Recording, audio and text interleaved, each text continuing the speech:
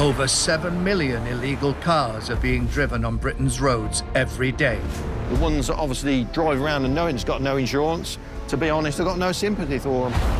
Each year, hundreds of thousands of vehicles are seized. So the information is drivers tried to run over his ex-partner. And locked up at one of the country's car pounds. You've come to pick your car up, haven't you? This time, we're on the road with the police. You were quite clearly stopped at that red light, and then all of a sudden you decided you weren't going to stop for that red light and went through. It's not taxed since July. The parking enforcers. We've got a persistent evader on Holly Street, over. We're authorising for this vehicle to be removed. And we've joined the people behind some of Britain's busiest car pounds. We're trying to get loaded as quick as possible before we start gathering a crowd. Do not cancel the insurance if you don't hear from a customer. So they cost me 6 points. To uncover the shocking. It's not uncommon for objects, food, liquids to be thrown at us out of flat windows. The miserable. So far, a £600 bill. Distressing. It's very distressing. I was just speechless. I was in tears. And downright dangerous drivers committing all kinds of vehicle violations. That's going to be where he's crashed. These The bike comes with us. are the highway heroes cleaning up our streets. He's called into A&E and he's now disappeared from A&E. We can't find him there. And once you've lost your vehicle, if you don't pay the fine... Can I give you the details of a removal, please? If it's obstructing traffic, it's got to go. You can wave goodbye to your wheels. Don't be stupid bikes, respect the law. For good. Car Pound Lantern Recovery plays an essential role in keeping Britain's roads safe from illegal or dangerous vehicles. He's looking to hopefully get the vehicle out this afternoon. Amber runs the reception and is the voice of calm when it comes to dealing with frustrated customers. It's real life. It's people, it's enjoyment, it's dealing with people with their best and their worst. I don't have to call anyone. I'm trying to help you here. I wouldn't be here for 18 years if I did not enjoy it. OK, so I understand that you've come in to check a vehicle? Yes, no. My car was taken up this morning. Today, her skills are being put to good use. Owner Edward has come in to collect a lorry. OK, so we do appear to have your vehicle as a bailiff pickup. It seems that you will need to clear the charges directly with the bailiffs involved. OK. So the storage charges are significantly more than any vehicle, and there would be a truck recovery fee that would be involved in that. So at the moment, today, it's $516. That's the recovery plus a fuel surcharge. Okay. I will get one of my colleagues to go down and just let you have a visual of the vehicle. Yes. So you can look and make sure everything's fine. Yes.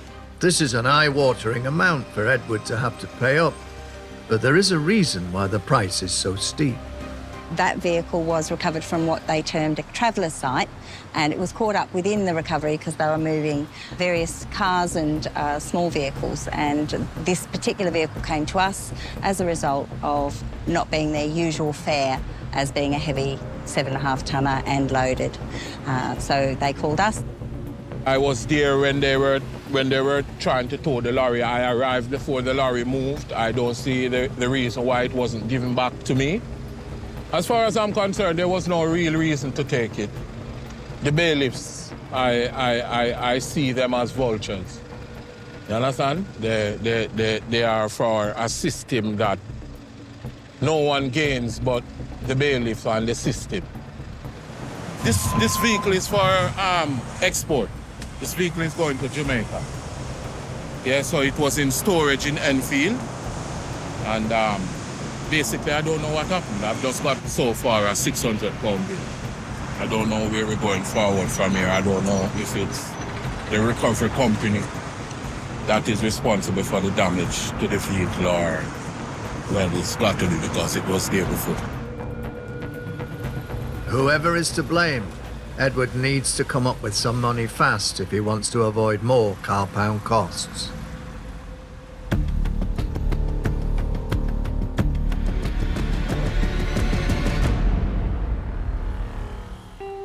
Car Pound CMG in Northamptonshire are answering an urgent call from the police.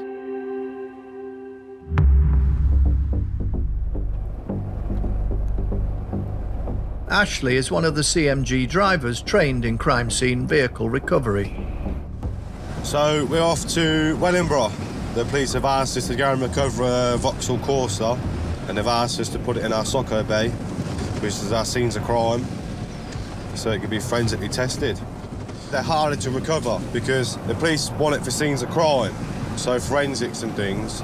So we can't really be touching it in certain places, like door handles and edges of doors and things.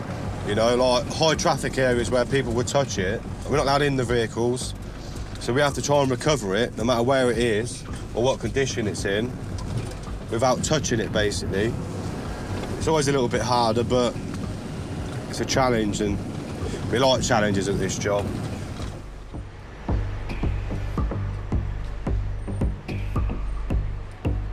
You want it for Socko, don't you? Police suspect the owner is nearby, so Ashley has to work quickly. So because it's for Socko, I'm going to put some gloves on, because if I do have to touch the car at all, then it saves any like cross-contamination.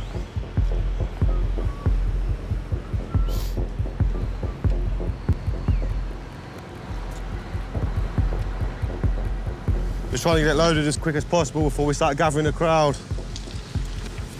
With watchers gathering, Ashley needs to work fast to avoid sparking the interest of the owner. It's always we gather a crowd. All right, cheers lads, see you later.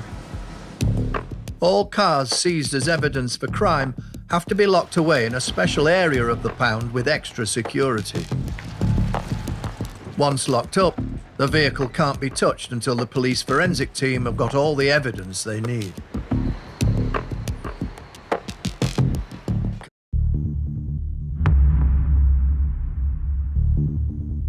It's often the police who are the first link in the chain of events that lead to a vehicle ending up in a car pound.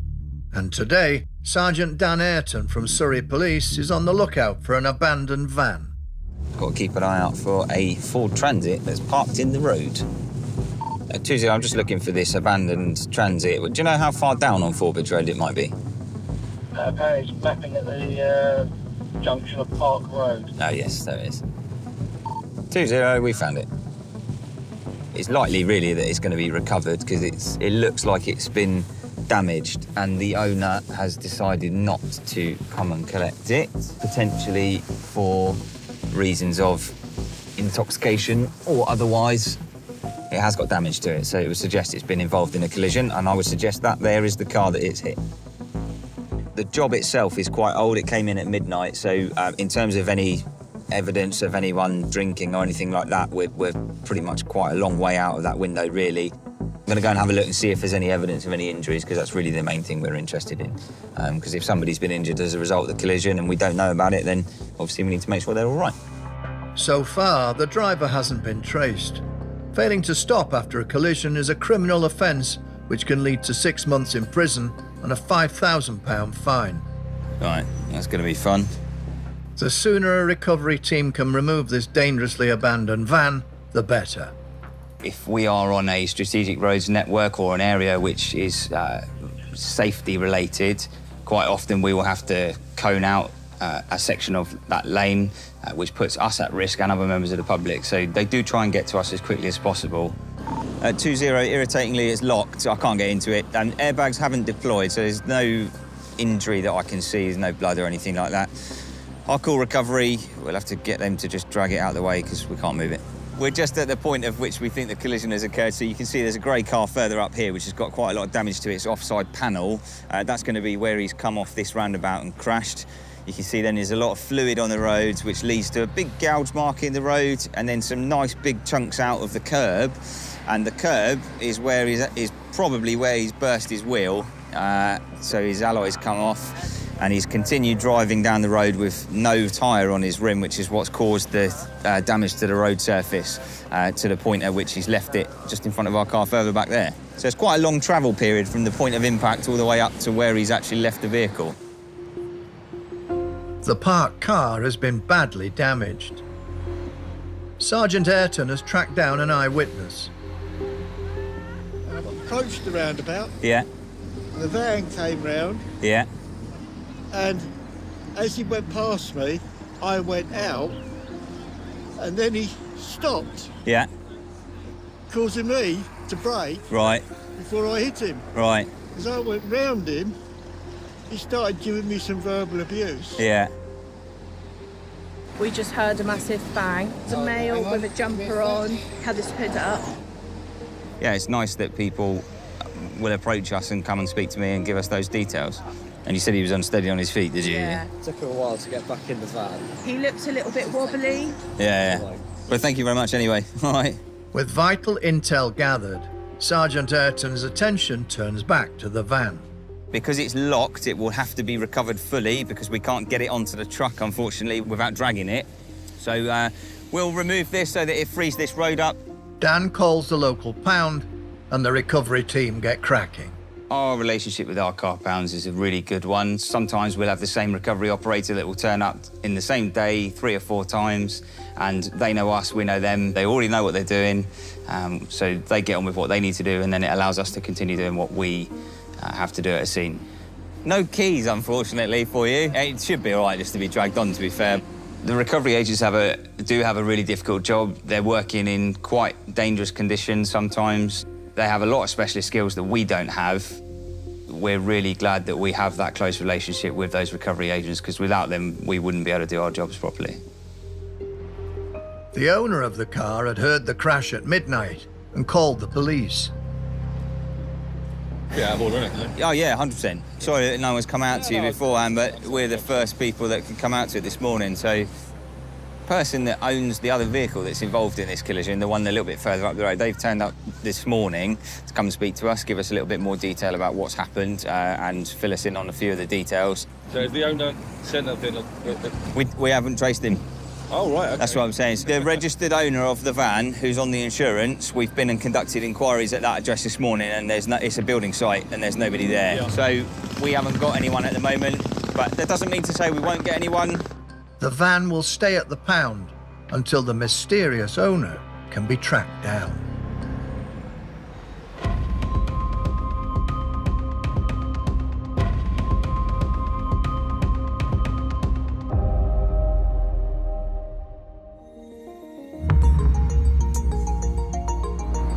Edward's lorry has been caught up in a bailiff seizure. This vehicle is going to Jamaica.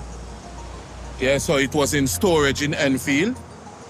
And basically, I don't know what happened. I've just got called that the bailiffs are here, and I need to come and collect my vehicle. Wind up here with so far a £600 bill. With 18 years in the business, Amber's got some insight into how Edward might have got mixed up in this. Generally, bailiffs and removals from unwarranted locations happen because people are taking advantage of a free space of parking. They don't necessarily have permission to park where they park. Sometimes it's there for an extended period of time, and as a result, they run into complaints from local residents or from the owners of the land themselves. Words can't explain how I feel about all that's happening here. So, you know what I mean, I'm just being pushed back down into a hole that I'm trying to come up out of. That's all it is.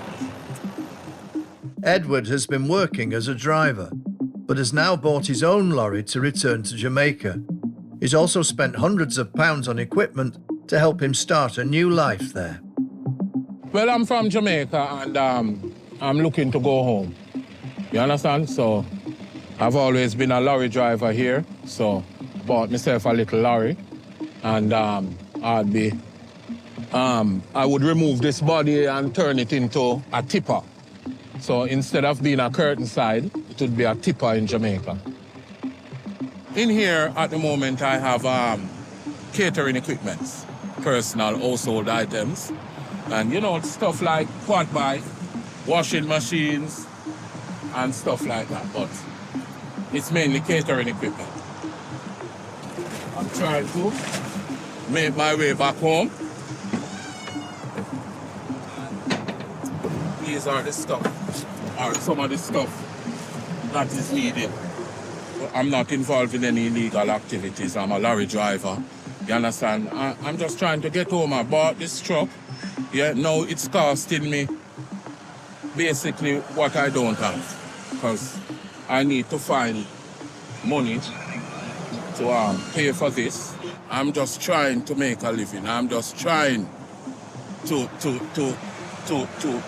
go home. Unfortunately, Edward won't be going anywhere until he resolves some problems with the lorry. It wasn't like this when it got picked up this morning. The grill is missing from here. Yeah? The mud guard. That's all for missing on both sides. Amber is the first port of call for any issues. It's more a working with people on a personal basis. And when you speak to someone, you would hope that you come across as someone that seems to be approachable, that seems to be willing to assist, to get an end result for the client that you're speaking to. And if you're unable to at least find a way that they can forward the process. It's all about enabling. But I have some bad news because the grill is broken. Okay. It wasn't like that this morning. Both mud guards have been ripped off. Right. And one of the back lens are broken. Okay, so I'll go down and take some photographs and put them through our customer services team. I will grab my trusty camera. To recover a vehicle without keys, it depends on two things. Is it open or is it locked? If the vehicle is locked, you would need to release any brakes that makes the vehicle freewheeling, and the vehicle would be towed away on a lift and carry. This process shouldn't have caused the damage that Edward's alleging. But to get to the bottom of things, Amber will need to check her records. So you believe that these things have happened after? I'm just making reference that they're fresh, yeah? Oh, okay. All right. If you look at the metals, you can see that they're freshly moved. So there was a ship guard on it. Okay. Bearing in mind, recovering a vehicle without keys does present its own series of issues. Yes, Amber, I agree. Okay. Right. That's everything that you're wanting to report. Okay, that's fine. All right, so what I can do is I can send these photographs to our customer services team. If you then just get in touch with them, and I'll give you your contact detail to do so, and I'll let her know your details as well, so that you can be in contact, and that way it can be resolved, hopefully, in short order for you. Okay. Is that okay? Yes. If I'm being honest, guys, the system is a fraud. You understand? I work hard. Edward's in a bind. If he wants to get the vehicle out, he needs to pay up so he can stop racking up additional charges. But if he removes the lorry today, he's worried that Lantern and the bailiffs may not find out who's responsible for the damage. The ball is in his court. 2 o'clock now. Yeah.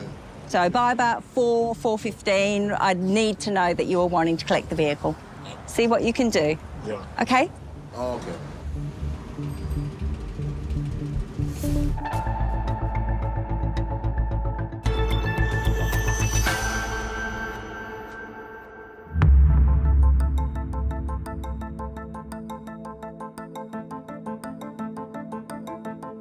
Carpound CMG processes thousands of vehicles every year, and it's Terry's job to keep the wheels turning.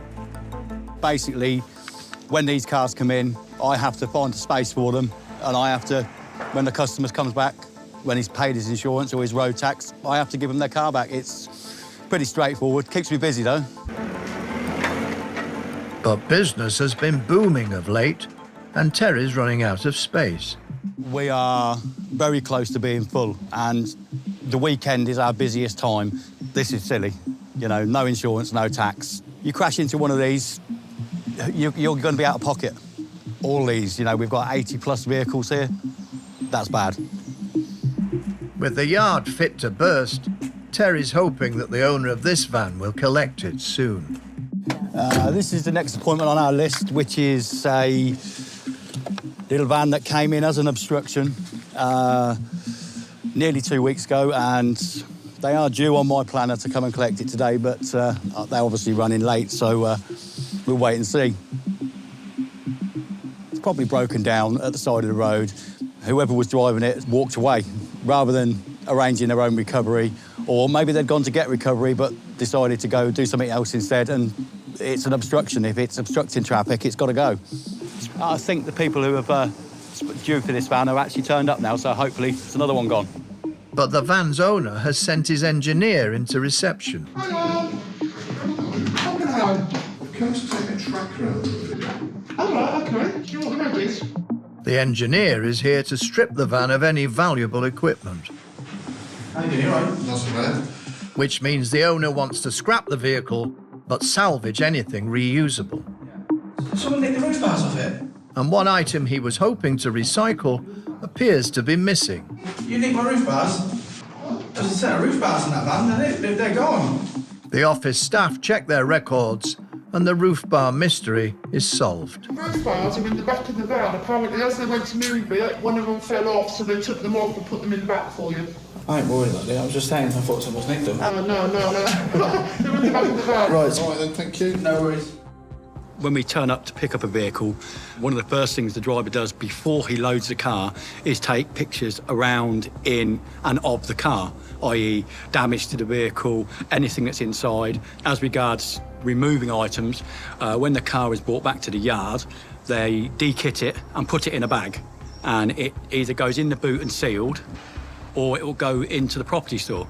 So, you know, that limits what people can say you've taken. Put these down here. There was his roof bars he was asking about.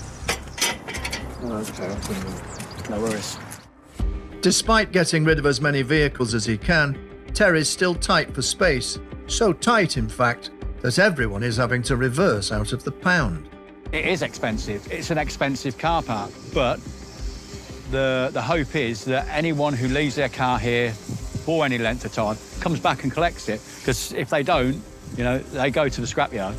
And it won't be long before it joins the other 1.4 million vehicles scrapped in the UK annually.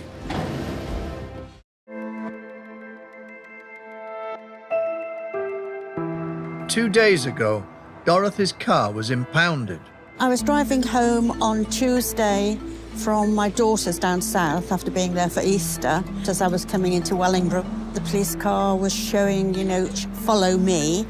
And I followed him, and when he stopped me, he said that I was being stopped because my car wasn't insured. And I was absolutely gobsmacked because I've been paying the insurance for the last 2 years. He cautioned me and felt like a criminal, really. It was devastating, the experience. And then he said, we have to fine you. It'll be a fine of £300, and we'll have to impound the car.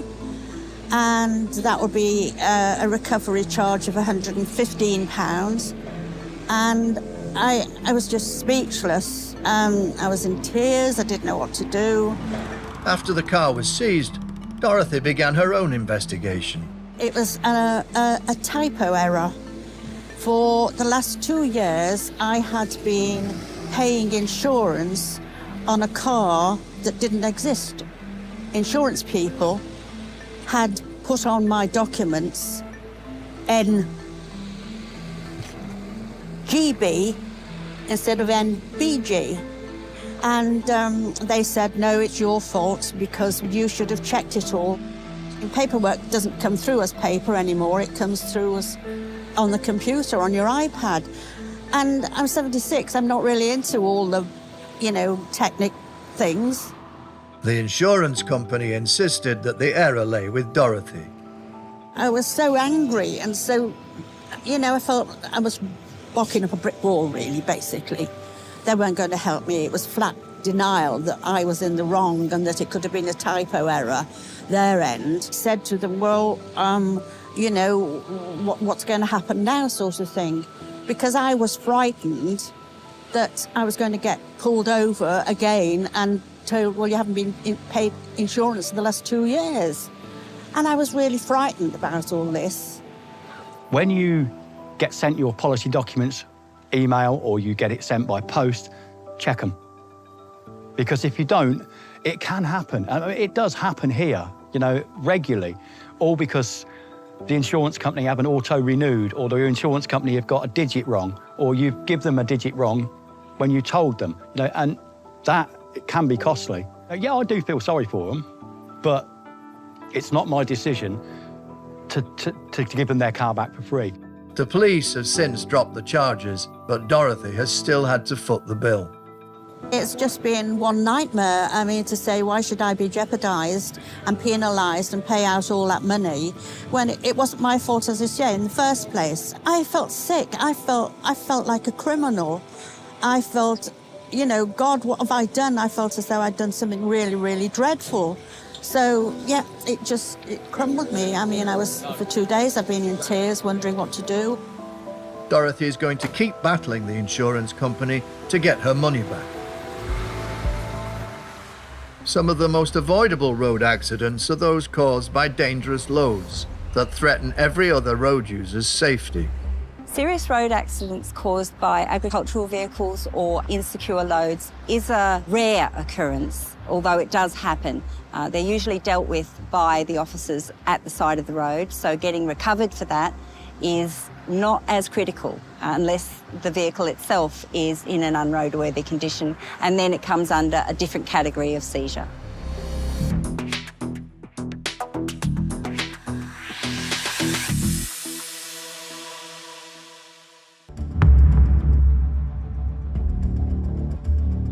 Traffic officers Sean and Ewan have just started their shift.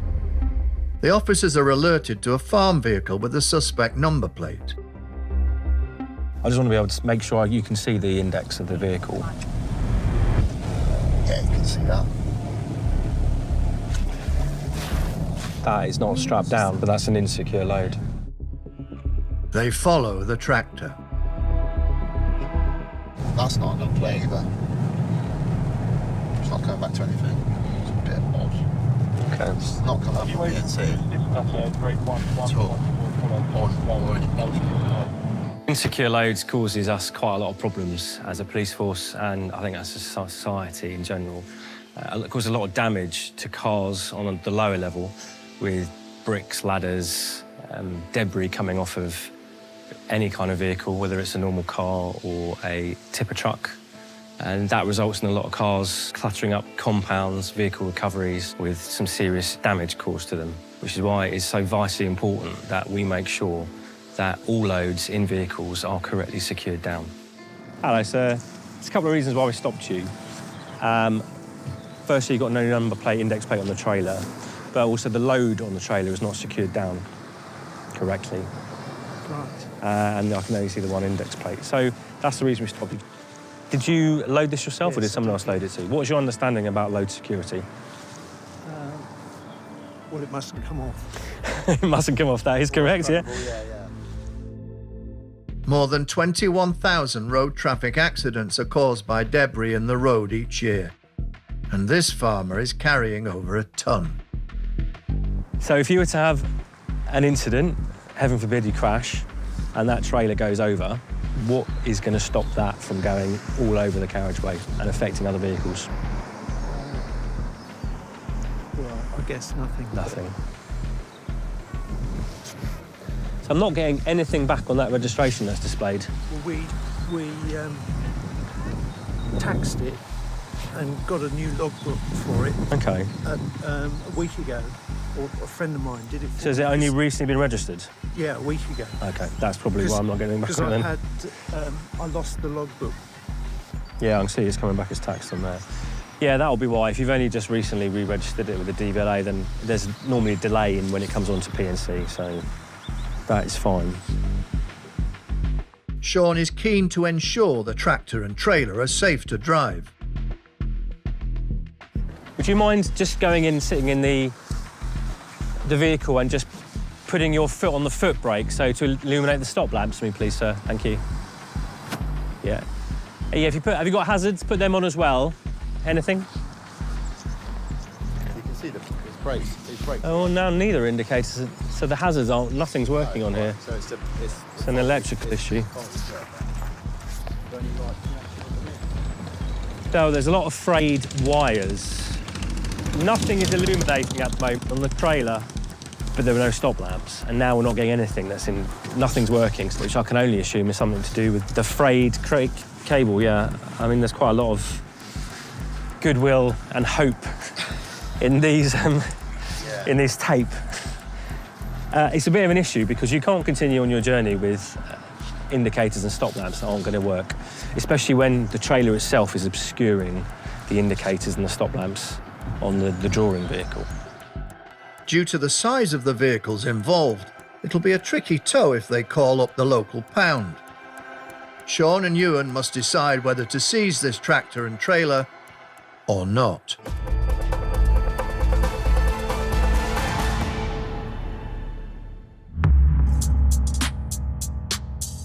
Car pounds play a vital role in seizing cars from people who have broken the law. But sometimes it's the victims of crime that find themselves visiting the pound. And yard manager Terry is always on hand to reunite car theft victims with their beloved motors. Stolen vehicles, we've got quite a few in here at the minute, and we always have. A lot of the newer cars, which are keyless entry, they don't even need to steal your keys. They've got a box that they can put to your front door and copy the code that key is given out all the time and get in your car and drive away. It's a busy day at CMG, and there's a new arrival at reception. Hey, how can I help? I'm here to collect a Volvo XC90. You've got your logbook and ID with you at all? Was it stolen? Yeah, so I'm checking I've got the right one. That's super. Could you do me a favour? On Sunday, I was burgled at home at knife point, and they stole my car as a getaway vehicle. Distressing. It's very distressing. I own a small business, so they thought I would have cash in the house. Obviously, I didn't, so they didn't get away with anything, but we're all pretty traumatised from it, to be honest. The car may still be at risk if there are any sets of keys missing. My system does tell me that it came in with no keys. I've got the key. Have you got both keys for it? So I've got the spare on me, but actually somebody's found the other keys. They ditched the other keys, so I'm meeting them today. No, that's perfect. I was just worried that if someone's still got a key, they can take it again. Yeah. Had my children at home. There was 6 men came into the house in the middle of the night. Yeah. In spite of such a harrowing ordeal, this woman still needs to pay for the release of her car. It's $240 to pay for this. I'll do yours. You paying cards? Yes, please. You put your cards in when you're ready. I don't know why there ain't nothing in there, especially now. You'll get someone to start getting your vehicle ready for you. I think it's just disgusting, really. I think it's disgraceful, the whole thing. I won't be able to claim that back because they haven't damaged the car, so I don't have an insurance claim. So they've cost me another £240 as well. It's not really how I wanted to be spending my day. Good wash from the fingerprint dust, and your receipts inside there as well. Is there fingerprint dust on the inside as well? I don't think so. I've just driven it, and I'm not covered in it, so that's all right. All yours. All right, lovely, thank you so much. Relieved to have it back and be going home. So. I like to see cars going back to their rightful owner, you know. From a little Ford Fiesta up to the Range Rovers, it is good that they actually get their property back. I mean, you have to think, how would you feel if someone stole your car? I would be happy to get it back. You know, if it was in one piece, you know, if it's got a few dents and scratches, that can be remedied. But, you know, to get my car back would be lovely, you know. And it's not just cars the thieves are after. Next up at CMG reception are a father and son. You guys are here for the bike, aren't you? Have you got your photo ID for me? Thank you. Leon and Darnell are collecting their scooter. Just need one thing to taking it away. So I can get time for your drugs and then time for your. Unlike some visitors to the pound, they've not broken the law. We've come into the depot today to pick up my son's motorbike that was stolen on Friday night. Darnell's scooter was lifted from outside his girlfriend's house. Well, I got a knock at the door about 1 o'clock. I wasn't sure who it was, and by the time I got out, just see the police getting back in their car. So I said to my wife, turn your phone on to check, make sure everything's all right. And she had a voicemail from the police saying that they'd recovered my son's bike and that they wasn't sure if it was stolen, but they'd seen somebody pushing it down an area in Northampton, and the person dropped the bike, ran off. So they've recovered the bike with some damage. And to make matters worse, there's a price to pay for retrieving the scooter. There's 170 on card. Don't really seem too fair, you know what I mean? How obviously they're the ones that stole the bike, but I've got to fork out for it all, you know what I mean? The damage and the recovery and everything, you know what I mean? There's your invoice. You just want to get out the police for you, all right? Thank you. Darnell's scooter has been safely stored in the car pound, but it's not all good news. Well, the steering lock's been broke, so obviously we can't drive it away today or turn it enough. Both of the wind mirrors have been kicked off, and there's a chip in the front mudguard on the bike as well. We're going to take it to a shop now and get a price of what it could possibly be. He's had to pay £170 to get it out of here, and whatever it's going to cost, it's not going to be too cheap, I wouldn't have thought. Quite often there is damage, because the person who's been driving around in it doesn't care. If they crash into a wall, they just drive off, they don't care. That's normally when they abandon it because it's no good to them anymore. If they've damaged the front wheel or, they've smashed the window, they'll go out and steal another one rather than worry about it. It's not their car at the start. They'll just change it. The father and son now have to confront a tricky dilemma. He hasn't gone through his insurance because his excess is £500 for the insurance, so really we want to find out whether it's going to be cheaper to do it without the insurance. And the other thing is, because it being £500, the insurance might just write it off, and then he'd lose the £500, he'd lose the £170 he's paid here, so it's £670 down, and then what you would get would be next to nothing, what the bike's worth. So, fingers crossed it won't be too much.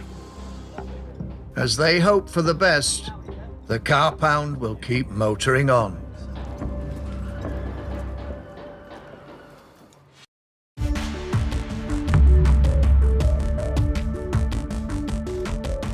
Earlier, Surrey officers Sean and Ewan stopped a farmer with an insecure load. Trying to think how many miles away. It's about 2.5 to 3. Basically, the tractor was going up the A24 towards Gibbons Grove. Noticed that it wasn't displaying a registration plate on the trailer, that the indicators and the stop lamps on the trailer weren't working, and that the load on the back of the trailer was not properly secured. So it should have straps. It was just placed on the trailer itself, which is dangerous. We work very closely with car recoveries. There are circumstances where it's not appropriate necessarily to get recovery because of the size of the trailer. It would have proved challenging to get a recovery operator down there to help remove it.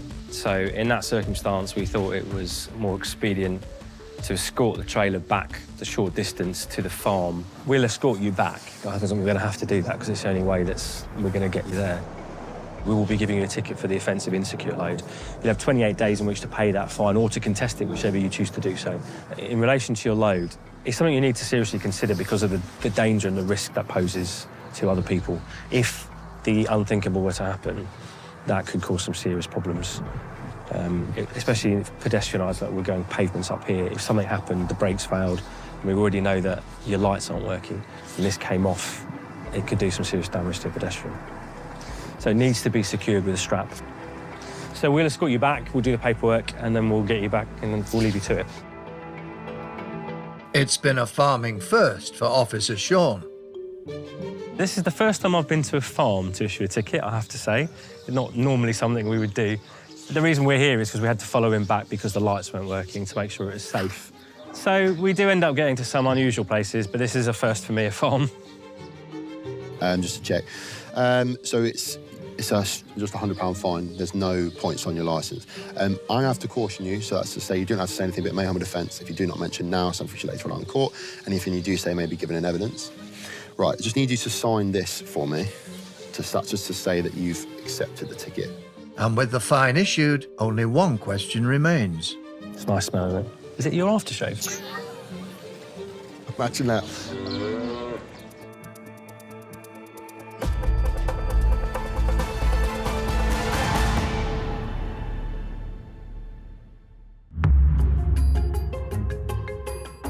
Your name is? Edward. Edward. We met yesterday, Yes. so that's fantastic. So we've got the formal release for you. Yesterday, Edward came to retrieve a lorry that had been seized by bailiffs. So the storage charges are significantly more than any vehicle, so it'd be a truck recovery fee that would be involved in that. Edward wants to resolve the issue of the damage he spotted yesterday. Amber took some photos and passed the matter on to the customer services team. Difficult to say that that had happened during our recovery. After analysing the photos, Lantern made a goodwill gesture. A management decision was made to refit some inner mudguards, which is where our workshop was instructed to attend the vehicle, fit a couple of mudguards to it so that the vehicle was to the client's satisfaction for the journey. It's been an expensive and stressful experience. I'm not happy with the extortionate prices that's been charged by the bailiffs, who I think is a rip-off. And not much to say about Lantern in this situation because Lantern only provided a recovery service. That's it, really. So I've got a fear. I've spent £850 plus, you know, my mates here with me, the petrol, and I'm gonna have to fuel up this now to take it to where I'm going. So it's easily £1,000 that's been added to whatever it is that I'm trying to do here. But now, Edward and his lorry are finally free to start the long journey to Jamaica. I take it to the docks. It should spend approximately a month at the docks, and then it goes off. It's a, 2-week journey to Kingston, Jamaica, yeah? And then it depends on how the wharf is when they get to Jamaica, but then it is processed and then I pay the duty on it in Jamaica and then I take it home. They've always said the grass seems greener on the other side. And the grass was green when I was in Jamaica, and I thought that it was greener here. And when I came here, only to find out it was AstroTurf. So I'm now trying to make my way back to the green grass at home. That's what I'm trying to do, basically.